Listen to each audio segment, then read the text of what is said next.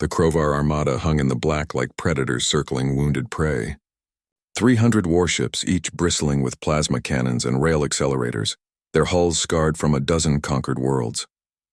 Commander Zethrak watched Earth's small blue marble rotating peacefully below, and his mandibles clicked in amusement. "They have sent another transmission," his communications officer announced. "Play it," Zethrak commanded, expecting the usual pleas for mercy. Instead, a human woman's face appeared on the screen. She was young, perhaps 30 cycles by Krovar estimation, with auburn hair pulled back severely and ice-blue eyes that held no fear. The name tag on her pristine white uniform read, "Captain Elsa Chen, United Earth Defense Initiative." "This is your final warning," Elsa said, her voice steady as steel. "You have crossed into Earth's designated defense perimeter. Withdraw immediately or face consequences." Zethrak's entire bridge crew erupted in chittering laughter. The Krovar had crushed civilizations that had ruled the stars for millennia. This backwater species had barely achieved faster-than-light travel a century ago. "Consequences?" Zethrak sneered into the transmission. "Primitive creature, we have destroyed species far greater than yours. Your planet has 3 rotations to surrender unconditionally. Or we reduce your cities to—" "You were warned," Elsa interrupted coldly. The transmission ended. Aboard Earth's orbital station Sanctuary 7, Elsa turned from the communications panel to face the man standing beside her. Leon Martinez, head of Earth's Experimental Weapons Division, looked like he hadn't slept in days.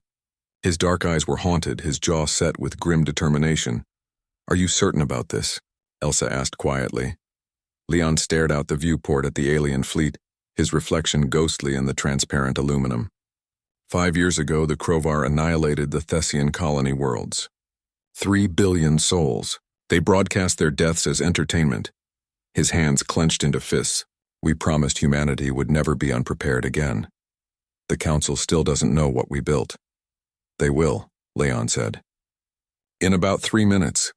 Elsa nodded and activated the station-wide channel. "All personnel, this is Captain Chen.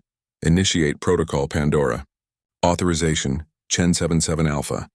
May God forgive us." Throughout Sanctuary 7, warning klaxons began to wail. The Krovar fleet detected the energy spike immediately. "Commander," his sensor operator shrieked. "Massive power surge from the human station." Zethrak lurched forward in his command throne. "Evasive action. All ships." The space between Earth and the Krovar armada simply changed. It started as a shimmer like heat distortion, but expanding at incomprehensible speed. Where it passed, reality itself seemed to twist and buckle. The first wave of Krovar ships disappeared instantly, not destroyed but erased as if they had never existed at all. "What is this?" Zethrak roared. On Sanctuary 7, Leon watched the readings climb on his display. "We spent decades studying the quantum foam beneath space-time," he said softly, more to himself than to Elsa. "Everyone said it was theoretical. Impossible to weaponize. They were wrong. The phenomenon the humans had created had no proper name in any language. Leon's team simply called it the Fold, a weaponized tear in the fabric of reality itself, a cascade collapse that didn't destroy matter so much as exile it from existence. Ship after ship vanished as the Fold expanded. The Krovar fired every weapon they possessed. Plasma bolts, antimatter missiles, reality anchor bombs stolen from species they'd conquered. Nothing touched it. The Fold was not a shield or armor. It was absence itself, weaponized entropy that unmade anything it touched. Zethrak's flagship shuddered as sister ships disappeared from sensors. "Retreat," he screamed. "Full retreat." Too late. The Fold reached his command ship, and Zethrak's last thought was one of incomprehension. How had prey become predator? How had these primitives? Then he was gone. 90 seconds after activation, the Fold collapsed, its quantum cascade burning itself out as Leon's calculations had predicted. Where the Krovar armada had hung in space, there was nothing. Not debris, not radiation, not even atoms. Just empty void slightly colder than the surrounding space. The silence on Sanctuary 7's bridge was absolute. "Casualty report?" Elsa finally asked, her voice hoarse. "0 Krovar survivors detected," the sensor operator reported. 317 ships. Approximately 400,000 enemy combatants, all gone. Leon slumped into a chair, suddenly looking ancient. "We didn't just cross a line," he whispered. "We became the line. Elsa placed a hand on his shoulder. Across the solar system, humanity was celebrating their victory, unaware of what it truly meant. They had always wondered what made humans special in a galaxy full of older, stronger species. Now they knew. It wasn't strength or wisdom or nobility.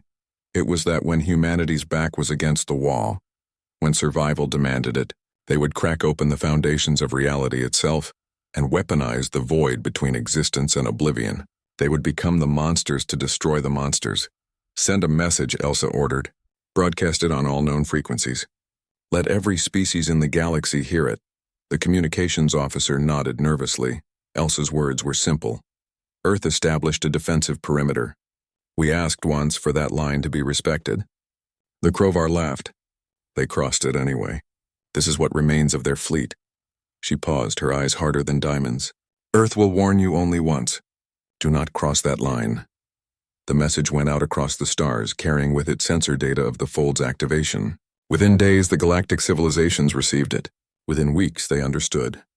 Humanity wasn't the strongest species. They weren't the oldest or wisest, but they were the ones willing to weaponize entropy itself. And they had warned the Crovar only once.